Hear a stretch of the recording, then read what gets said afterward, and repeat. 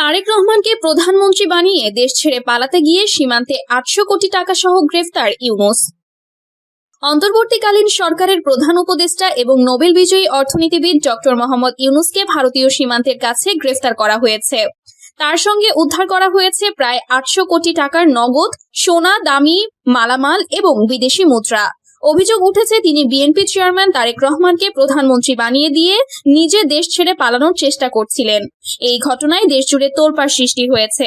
রাত 11:45 বেনাপোল পেট্রাপোল সীমান্তের কাছে জিরো পয়েন্টের নিকটবর্তী একটি গোপন রাস্তায় বিজিবি ও র্যাবের যৌথ অভিযানে ডক্টর ইউনূসকে আটক করা হয়। তার সঙ্গে ছিলেন তার ঘনিষ্ঠ কয়েকজন সহযোগী এবং একটি বিলাসবহুল এসইউভি গাড়ি। গাড়ির ভেতর থেকে উদ্ধার হয়েছে 520 কোটি টাকার নগদ বাংলাদেশি মুদ্রা, 180 কোটি টাকা সমমূল্যের বিদেশি মুদ্রা এবং প্রায় 100 কোটি টাকার সোনার বার ও অলংকার। সব মিলিয়ে মোট 800 কোটি টাকারও বেশি সম্পদ। সূত্র জানিয়েছে, ডক্টর ইউনূস গত কয়েক সপ্তাহ ধরে গোপনে তারেক রহমানের সঙ্গে যোগাযোগ রেখে আসছিলেন। নির্বাচনের পর তারেক